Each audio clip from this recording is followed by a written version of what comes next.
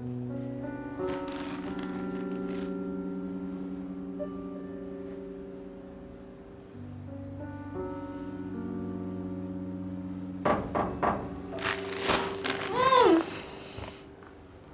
兰妮，病好些了吗？给你买了点水果。其实早就应该来看你的，但是前2天公司的事情太多了，回家还得照顾依恋。天乐怕我太累了，就说他多上点心。我一想也行，反正他也没什么事儿，闲着也是闲着，就特意嘱咐他多来关照关照你。怎么样，这2天他都来了吗？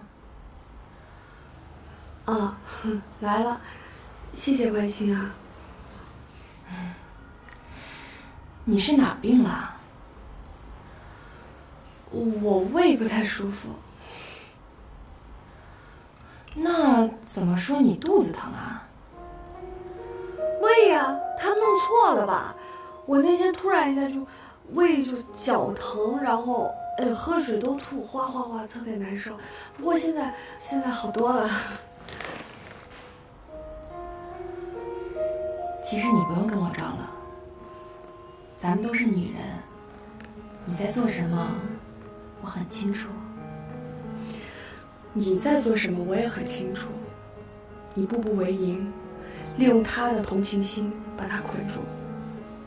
你有什么目的？我要做什么，你不需要知道。你现在需要明白的是，天乐即将成为我的丈夫，而我也即将成为他的妻子。你应该离一个有妇之夫远一点。可是他不爱你，而且你也不爱他呀。你凭什么说他不爱我呀？一个男人跟一个女人整天说一些甜言蜜语的情话，却愿意跟另外一个女人走进婚姻的殿堂，承担照顾她一生的责任。你说这个男人他爱谁？你不爱天乐，却要跟他结婚，你们这个婚姻牺牲的是双方，你和天乐都牺牲了自己的真爱，你觉得这样值得吗？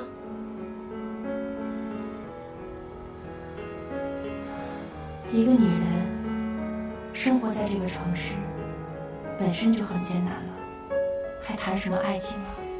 那你可以离开啊。我是不会离开的。你从小到大都被幸福笼罩着，可是我不一样，所以你无法了解我。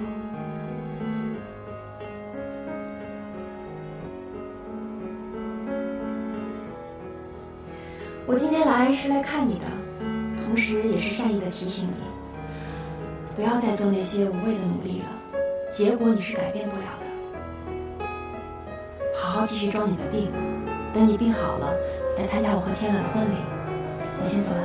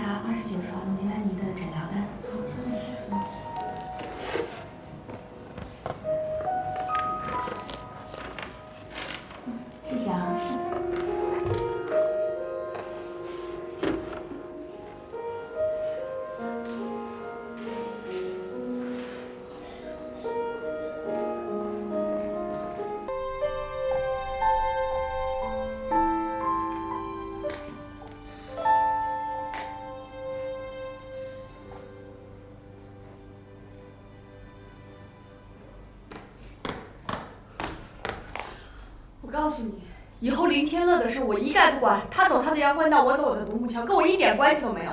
不要再给我提这个名字，我不认识他。对，我就知道你一定会放弃，无能。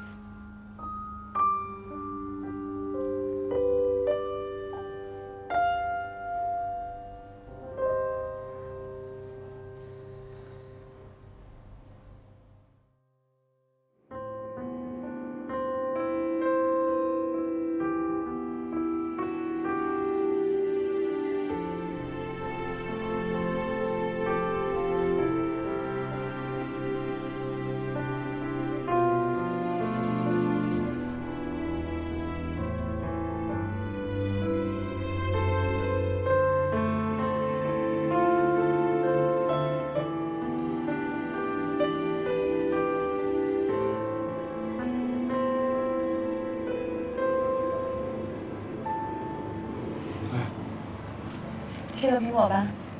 哦。依然，我能问你问题吗？你别多想啊。你觉得如果我真的跟你生活在一块儿，咱们会幸福吗？你会幸福吗？这个问题是我先问你的。你是不是不想负责任了？我不是那个意思，你别多想，我不是那样的人。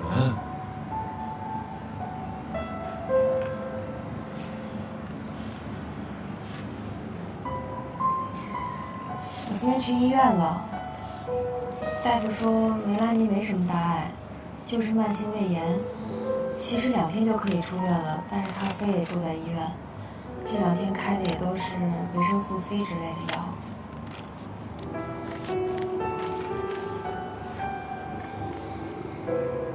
天乐，如果你觉得跟我在一起很为难、很不开心的话，那我们就不要在一起了吧。因为我觉得，因为我跟你住在一起，梅兰妮好像都特别讨厌我了。我不希望你们都特别讨厌我。你看我真不是那个意思。那行，你就当我今天什么都没说，对不起。